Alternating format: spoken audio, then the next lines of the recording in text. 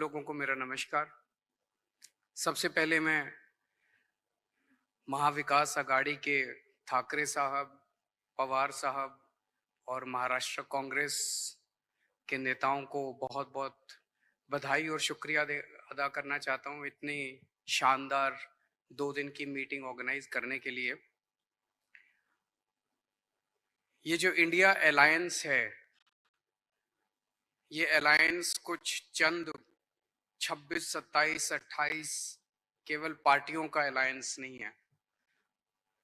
ये India alliance इस देश के 140 करोड़ लोगों का अलायंस है और ये लोग एक साथ आए हैं। देश के लोग इकट्ठे हो रहे हैं और बहुत बड़ी संख्या में लोग इकट्ठे हो रहे हैं और देश के लोग इकट्ठे हो रहे हैं 21वीं सदी के भारत का निर्माण करने के लिए। आज हमें बहुत दुख होता है कि आज हमारे देश के अंदर जो सरकार है, मोदी सरकार, मुझे लगता है कि आजाद भारत की सबसे भ्रष्ट सरकार और सबसे अहंकारी सरकार है। एक भारतीय होने के नाते मुझे बेहद दुख होता है। पिछले 3-4 दिन से हम पढ़ रहे हैं कि विदेशों के अखबारों के फ्रंट पेज के ऊपर खबरें छप रही हैं कि हमारी भारत सरकार एक आदमी के लिए काम कर रही है। वो एक आदमी भारत से पैसे निकाल निकाल के बाहर विदेश में ले जा रहा है और भारत सरकार, मोदी सरकार, देश के प्रधानमंत्री उनकी मदद कर रहे हैं। बहुत दुख होता है एक भारतीय होने के नाते। विदेशों में तो खबरें छपनी चाहिए कि भारत में ये अच्छा हो गया, भारत में वो, तब देश का नाम आगे बढ़ेगा। देश का नाम ऐसे थोड़ी आगे बढ़ेगा कि पूरी भारत सरकार एक आदमी के काम करने के लिए लगी हुई है। आज हमारे भारत का युवा रोजगार ढूंढ रहा है, पढ़ लिख के, बीए करके, बीकॉम करके, बीएससी करके रोजगार ढूंढ रहा है। उसके पास रोजगार नहीं है और वो जब सरकार के पास जाता है तो पता चलता है कि सारी सरकार एक ही आदमी के लिए काम कर रही है। सारी सरकार भ्रष्टाचार में डूबी हुई है। आज हमारे लोगों के घर का खर्चा नहीं चल रहा, लोगों के आमदनी नहीं है, आमदनी उतनी है, खर्चे बढ़ते जा रहे हैं। सरकार के पास जाते हैं, पूरी सरकार एक ही आदमी के लिए काम करने में लगी हुई है। इससे ज्यादा अहंकारी सरकार आज तक कभी नहीं हुई और ये लोग अपने आप को भगवान से भी बड़ा समझने लग गए हैं और जब कोई आदमी अपने आप को भगवान से बड़ा समझने लगता है तो फिर उसका पतन भी जल्दी होता है। मुझे बेहद खुशी है कि इंडिया अलायंस में सब लोग आपस में जुड़ रहे हैं। एक चीज मैं देख रहा हूं, बहुत बड़ी बड़ी ताकतें, अब सबको लगने लगा है कि ये इंडिया अलायंस मोदी सरकार के आने वाले समय में मोदी सरकार के पतन का कारण बनने वाला है। तो बहुत बड़ी बड़ी ताकतें इस इंडिया अलायंस को तोड़ने में लगेंगी, बहुत बड़ी बड़ी ताकतें। पिछले कुछ दिनों से मैं देख रहा हूं जबरदस्ती क्या दिखाया जाएगा, इसकी उसके से लड़ाई हो गई, उसकी उससे लड़ाई हो गई, जबरदस्ती दिखाने की कोशिश की जाएगी, जबरदस्ती दिखाने की कोशिश की जाए। मैं पिछली 3 मीटिंग अटेंड कर चुका, मैं आपको पूरी जिम्मेदारी के साथ कह सकता हूं, जितनी अच्छे से और जितने प्यार और मोहब्बत से सारी मीटिंग्स हुई हैं, किसी के साथ लड़ाई नहीं है। और यहां पे जितने लोग बैठे हैं कोई पद के लिए नहीं आया, सब 140 करोड़ लोगों के इस भारत देश को बचाने के लिए आए हैं, इसको तरक्की के रास्ते पे ले जाने के लिए आए हैं। कोई यहाँ पे पद के लिए नहीं आया है। मुझे बेहद खुशी है। 2 दिन की हमारी मीटिंग बहुत अच्छी रही और सबने आगे बढ़ बढ़ के आज मीटिंग में जिम्मेदारियां ली हैं। किसी ने सीट शेयरिंग करवाने की जिम्मेदारी ली है, किसी ने मीडिया की जिम्मेदारी ली है, किसी ने सोशल मीडिया की जिम्मेदारी ली है, किसी ने कैंपेन डिजाइन करने की जिम्मेदारी ली है। मुझे पूरी उम्मीद है कि आने वाले समय के अंदर पूरा भारत इकट्ठा होगा और इस अहंकारी, भ्रष्टाचारी, तानाशाही सरकार का पतन का कारण बनेगा। बहुत बहुत शुक्रिया। भारत इकट्ठा हो रहा है, हो जाएगा। मैं अब आमंत्रित करता हूं हमारे प्रिय आदरणीय नेता लालू यादव जी।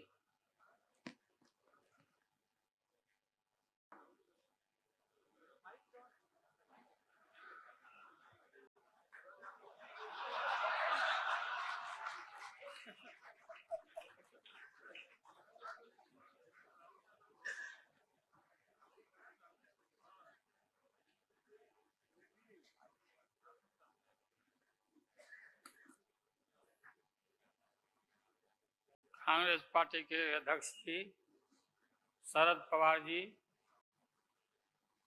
मंच पर बैठे हुए हमारे देश के सभी पार्टी के नेतागण, मोदी के पार्टी को छोड़ के,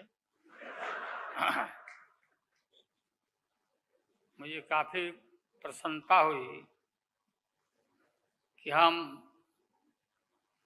इस देश के विभिन्न पार्टियों के नेता अलग अलग बैठे थे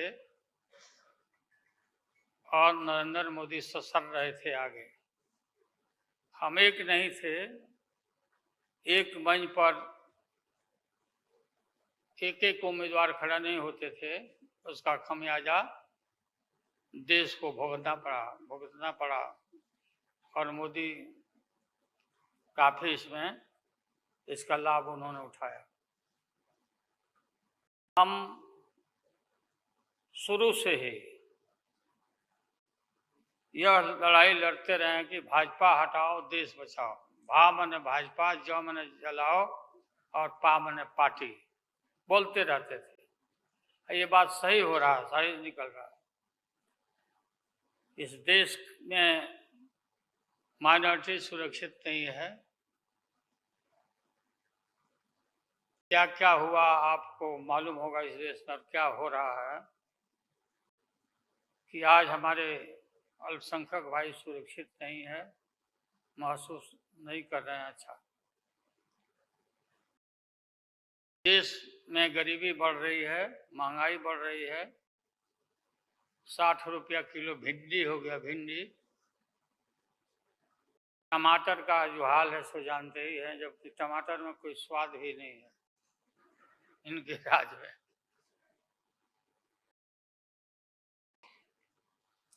लगातार लड़ाई लड़ते लड़ते हम लोग आज इस मुकाम पर आए हैं कि अब हम सब अपना बंगलोर और महाराष्ट्र यहाँ मुंबई में ये मीटिंग के बाद अब एक निष्कर्ष पर हम लोग पहुंचे हैं और एक स्वरूप बना है, संगठन बना है, जो पढ़ के आप लोग को सुनाया गया। आप सबको याद होगा कि कितना झूठ बोल करके, कितना अफवाह फैला करके इस सत्ता में लोग आए थे।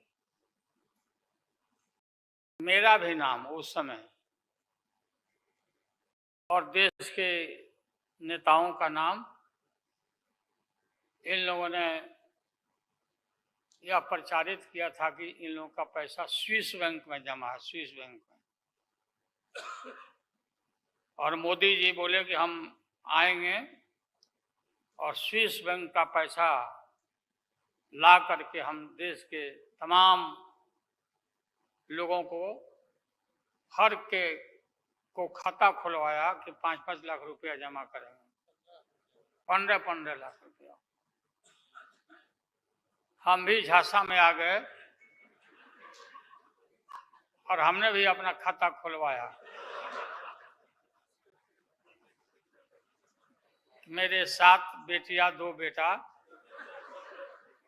और पति पत्नी दोनों मिला के 11 हो जाते हैं। देखा कि भाई 15 से गुना कर दीजिए, पैसा काफी मिल जाएगा। हमने तो पशुपालन में कोई पैमानी शैतानी भ्रष्टाचार नहीं किया, जो भ्रष्टाचार नरेंद्र मोदी कर रहे हैं, करा रहे हैं। सारे देश भर के लोग खाता खुलवा दिया, सब गरीब गुरबा आदमी प्रचारित करवाया इन लोगों ने। और मिला क्या, सो देश के लोगों को मालूम होगा, आप लोगों को भी मालूम, आप लोग में भी खुलवाए होंगे आप लोग पर, प्रेस के लोग भी। हो सकता है भाई मिल जाए, पैसा है देश का तो मिल जाए, वापस आ जाए। एक पैसा नहीं, सब इन्हीं लोगों का पैसा था। अभी काफी जय जयकार हो रहा होना चाहिए, वैज्ञानिकों का होना चाहिए। चंद्रयान पर लोग गए, सब घूमे फिरे लोग, हमारे वैज्ञानिक, देश का नाम ऊंचा हुआ। अब हमने सुना है कि मोदी जी अब ये सोच रहे हैं, और इसीलिए पहले ही लोकसभा का मीटिंग भी सुना, बोला दिया है। हमने ये सुना, किसी जिम्मेवार आदमी ने कहा कि भाई हम लोग तो अब इतना देश के वैज्ञानिक आगे देश को ऊंचा कर दिए, दुनिया में नाम हो गया। हम अपील कर रहे हैं इसरो के वैज्ञानिकों से, अपने देश के वैज्ञानिकों से, भाई मोदी जी को पीछे नहीं रहना चाहिए। इनको चंद्रलोक से की बात छोड़ो, अब सूर्यलोक पर इनको पहुंचाओ। पहुंच तो जाओ, हाँ, दुनिया भर में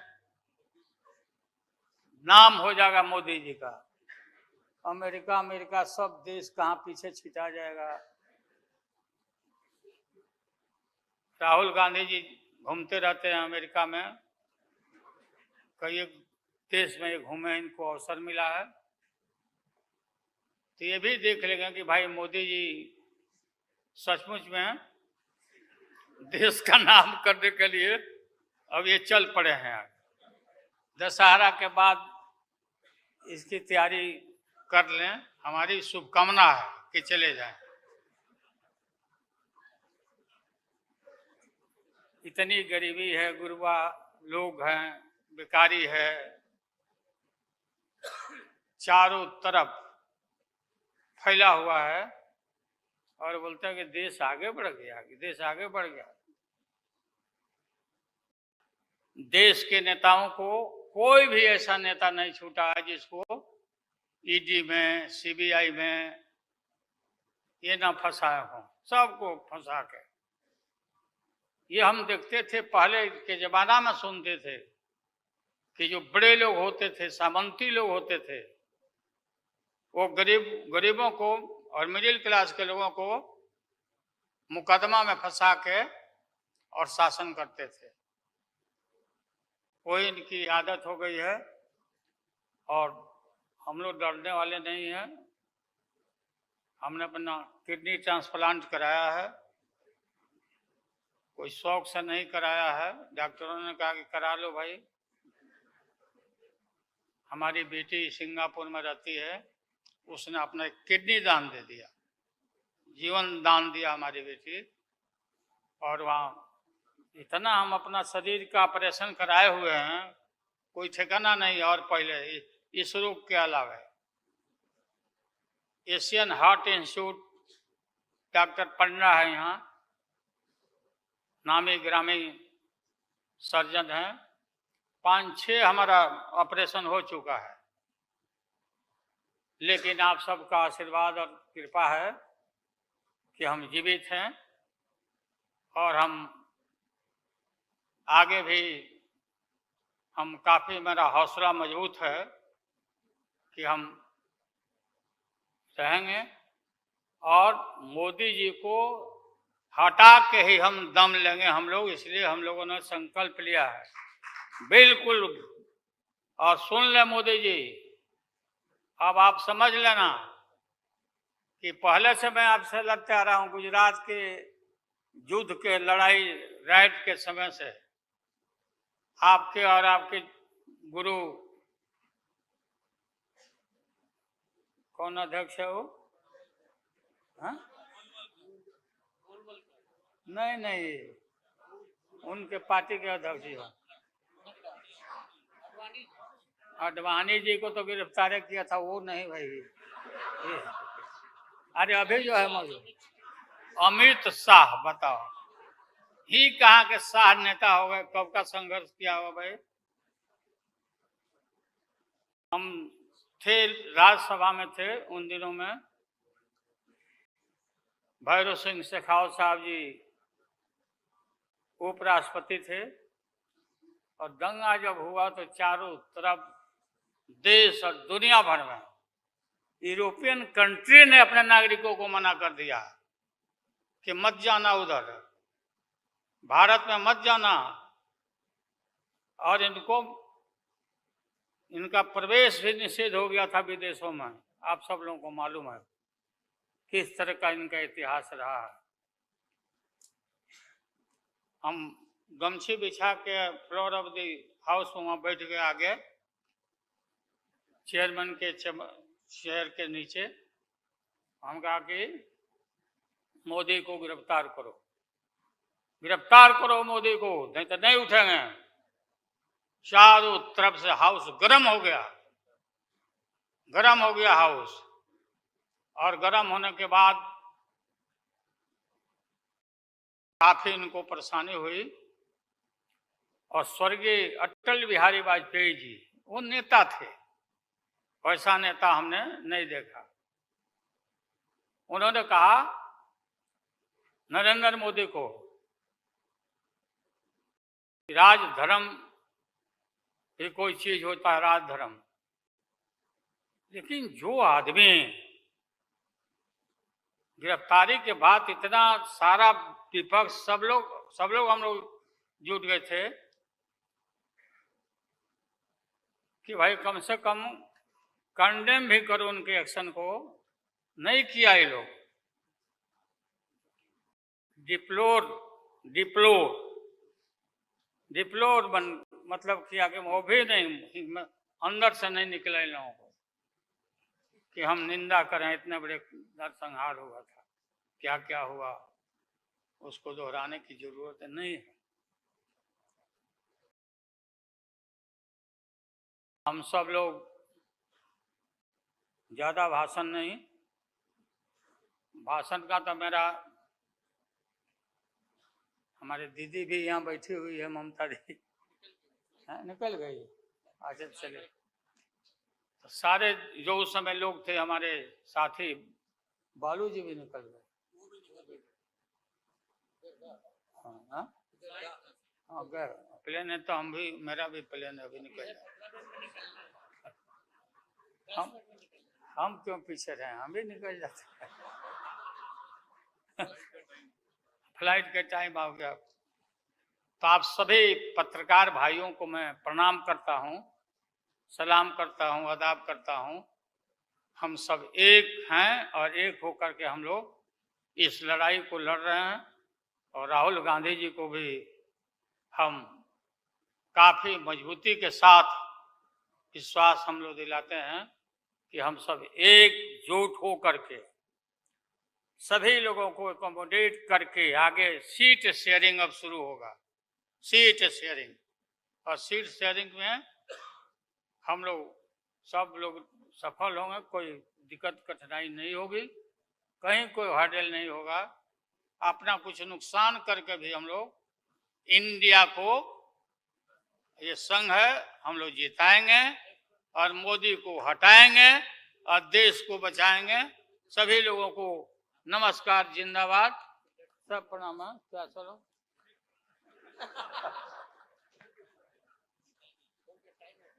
टाइम भी हो गया, तो नमस्ते सब लोगों को, प्रणाम।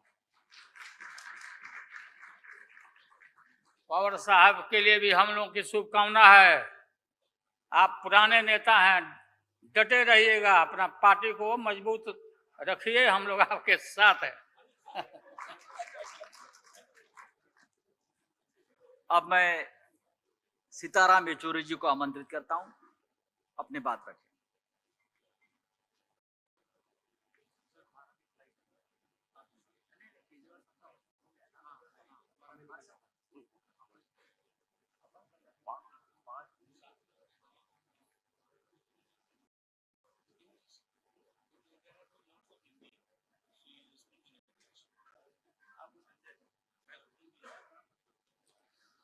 Well, you've all heard our leaders speak in Hindi, so you want me to speak in English or should I also continue in Hindi?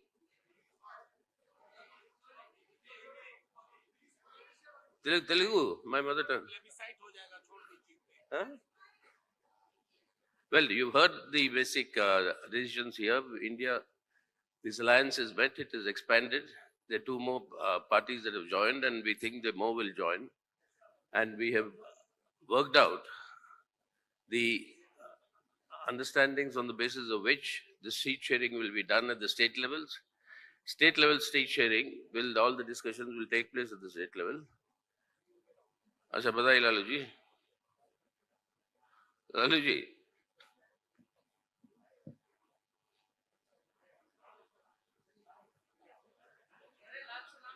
लाल सलाम कह रहे हैं ना ये. The spirit of India. Lalu ji saying Lal Salam to me, and I am saying Jai Hind to him. So that at the state level, we'll work out the adjustments, seat adjustments, etc. State to state, it will vary. But the general overall understanding is very clear. We are all united here in order to save the character of the Indian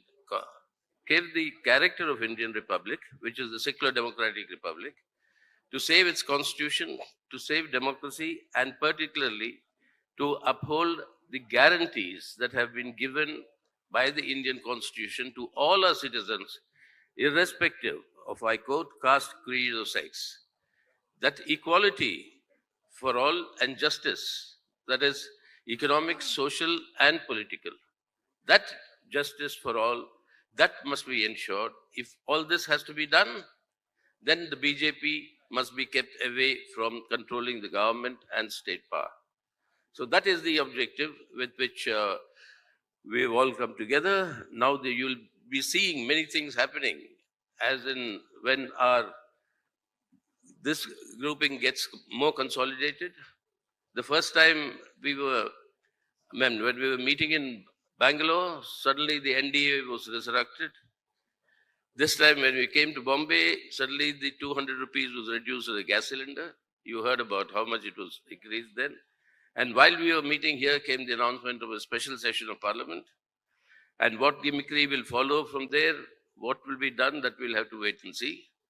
So it's very clear that the Modi government and the BJP is rattled by this coming together of all the secular forces and the secular parties. And that in itself is a signal for the march towards victory that India will make with all our leaders coming together. And we propose to consolidate this further with a series of public meetings spanning across the country, and that will from all parts of the country ranging out. So now from this meeting, we are reaching out to the people. We are already with the people, but we'll be reaching out to the people through public actions and action programs, and that will be further strengthened in the days to come. So that is in addition to what has already been told here. We only think in the coming months you'll see more of united activity amongst all the parties that are represented here, and we are sure that more and more parties will be joining the India grouping, and this will consolidate further in order to save India today. So saving India and then changing India for the better, that is the objective with which we all come together, and that is what we will ensure, and that is our assurance to the people of our country. Thank you. अब मैं आमंत्रित करता हूं आदरणीय प्रिय Rahul Gandhi ji.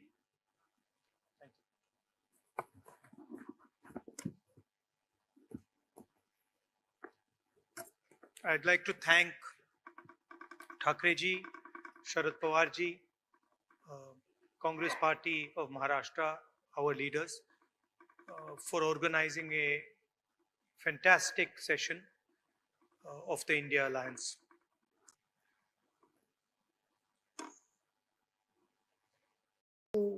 Very big steps were taken. The most important thing to understand is that this stage represents 60% of the Indian population. If the parties on this stage unite, it is impossible for the BJP to win an election.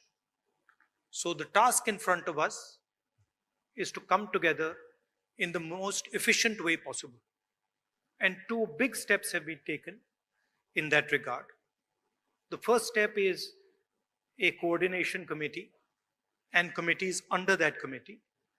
And the second step is a decision that we will expedite all seat sharing discussions and decisions and make them happen as soon as possible. These are two very, very powerful steps in ensuring that the India alliance defeats the BJP. The election is very, very clear. I did a press conference yesterday, and the nexus between the Prime Minister and a particular businessman is there for every single person to see.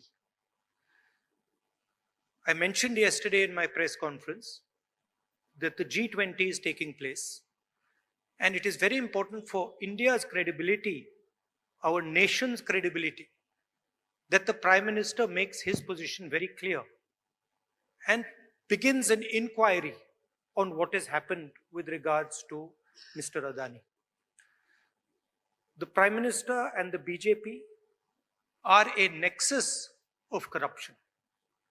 And that is the first thing that the India alliance is going to demonstrate and prove. The idea behind Prime Minister Modi's government is to extract money from the poor people of this country and transfer it to a limited few. And so we are going to propose a clear path, development path. We are going to put together a clear set of ideas that will once again involve the poor people, the farmers, the kisans, the workers in the progress of this country. I'd like to once again thank all the senior leaders, and I'm confident that the India alliance will defeat the BJP. The final thing I'd like to say, of course, there are leaders who are much more senior than me, but the real work in this alliance is the relationships that are forged between the leaders of this alliance. And I can say with confidence that these two meetings have done a huge amount in building the rapport between all the leaders and ensuring that all of us work together as one. I can see that there is flexibility among all the leaders in the way we are approaching things. There are differences, of course, but I am extremely impressed by the way those differences are minimized and ironed out. Thank you very much. Of course, I don't want to comment much about the press, but I think Laluji said it best. You're also in some ways restricted and chained, and India Alliance is working to free you from your chains. Thank you.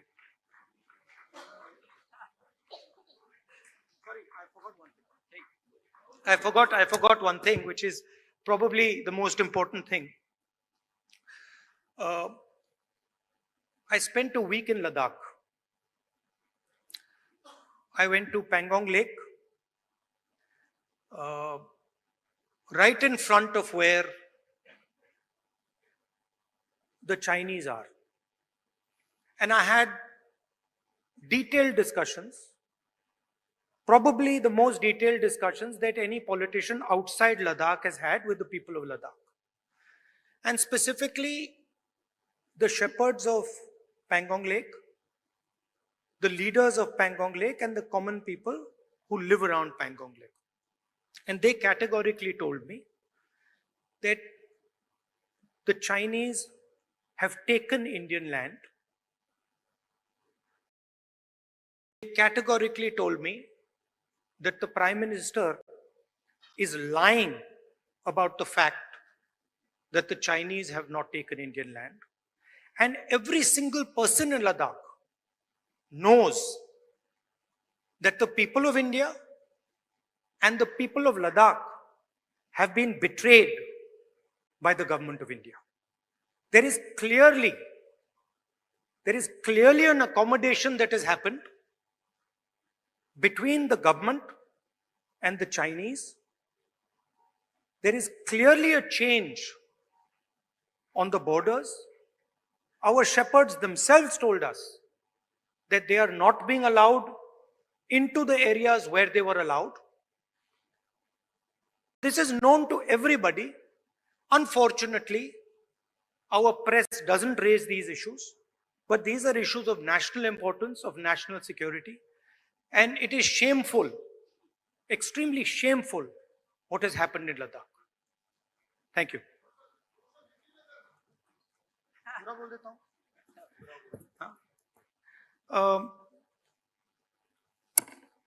सबसे पहले मैं शरद पवार जी, ठाकरे जी और जो महाराष्ट्र कांग्रेस के हमारे नेता हैं उनको धन्यवाद करना चाहता हूं कि उन्होंने एक बहुत अच्छा सेशन यहां हमारे लिए किया। सेशन में दो महत्वपूर्ण बातें डिसाइड की गई। पहले के एक कोऑर्डिनेशन कमेटी होगी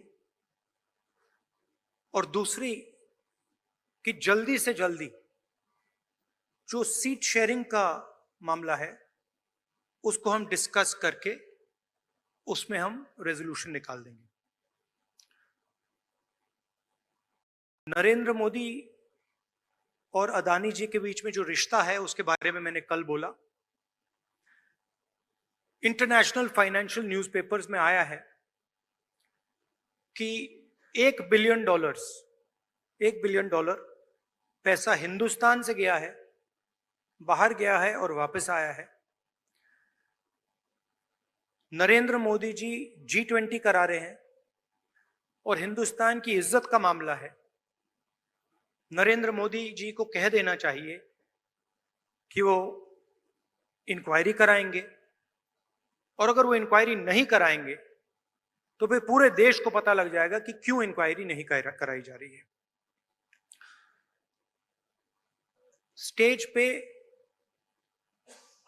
जो नेता हैं, जो पार्टीज हैं, वो हिंदुस्तान के 60% लोगों को रिप्रेजेंट करती हैं, और अगर हम एक साथ मिलके चुनाव लड़ेंगे तो बीजेपी चुनाव जीत ही नहीं सकती है।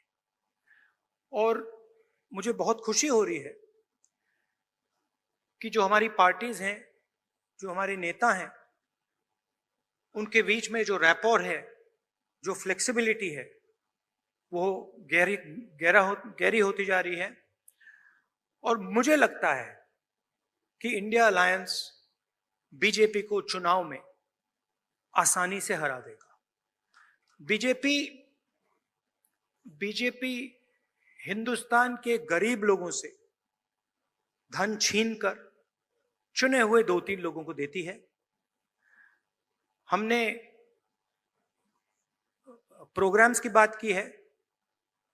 एक हम कमेटी बना रहे हैं जो पॉलिसीज के बारे में डिस्कशन करेगी, और जो हमारे किसान हैं, मजदूर हैं, गरीब लोग हैं, उनके लिए जो हमारा विजन है वो हम थोड़ी ही देर में हिंदुस्तान को, आप सबको दिखाएंगे।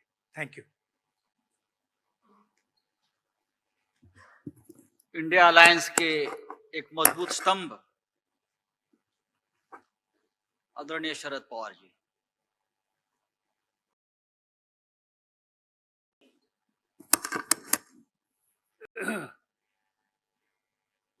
सम्माननीय वैश्विक और साथियों, कल से हम देश के 28 पॉलिटिकल पार्टी के नेता जिनकी उपस्थिति 68 के आसपास थी, यहाँ बैठे, तो कई दिनों से हमारे सबके मन में देश के सामने कोई गंभीर समस्या है, इस पर बहस करके आगे की नीति तय करने का काम इस 2 दिन के सेशन में हम लोगों ने किया। मैं शुरू में सभी पॉलिटिकल पार्टी जो बाहर से यहाँ आए, इनके यहाँ जो प्रबंध व्यवस्था करने की जिम्मेदारी उद्धव ठाकरे जी के नेतृत्व वाली शिवसेना हो, कांग्रेस पार्टी हो, राष्ट्रवादी कांग्रेस पार्टी हो, सभी साथियों ने अच्छी तरह से की और इसीलिए इन सभी नेता लोगों को मैं धन्यवाद देता हूँ कि जिसकी शुरुआत हमने बिहार की थी, कर्नाटक से की, इस 37वां दफा महाराष्ट्र में हुआ और आगे की लाइन हमारी तय होने में इसकी बहुत मदद हो गई। और देश में अलग अलग राज्यों में अलग अलग स्थिति है, लोगों की समस्या बहुत है। किसान की समस्या हो, खेडूत की समस्या हो, मजदूरों की समस्या हो या नौजवान साथियों की समस्या हो, आज जिन लोगों ने एक भरोसे से देश की कारोबार चलाने की जिम्मेदारी भारतीय जनता पार्टी इन लोगों के साथियों के हाथ में दी,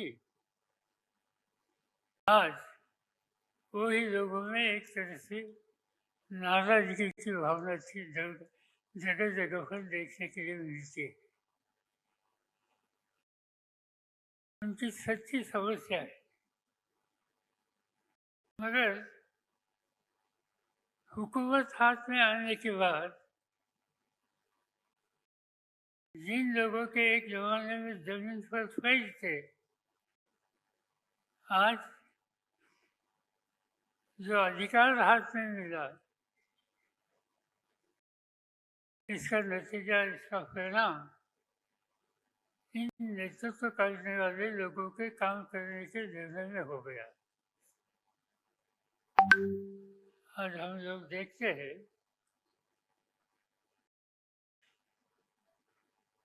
कि राजनीति में राजनीतिक दल मिलकर काम करने की तैयारी करते हैं, उनका काम हो, उनकी नीति हो, इस बारे में कुछ आशंका हो सकती है, मगर खाली यहाँ मीटिंग करने की बात तय हो गई तो इस पर भी भारतीय जनता पार्टी के लोगों ने क्रिटिसिज्म किया। उन लोगों ने कहा, नेतृत्व ने, कि मिलने की क्या आवश्यकता है, प्रजातंत्र में कोई भी इशूज हो लोगों के सामने, इसलिए मिलकर आपस में बहस करके कोई रास्ता निकलेगा कैसे, इस पर ध्यान देना, ये तो कोई गलत बात नहीं है, मगर हम लोग यहाँ मिले इस पर भी एक तरह का क्रिटिसिज्म हमारे कुछ साथियों ने किया। इसे एक ही बात साफ होती है कि 10 साल देश की हुकूमत हाथ में आने के बाद जो, जैसे मैंने कहा कि जमीन पर पैर रख के काम करने की आवश्यकता है,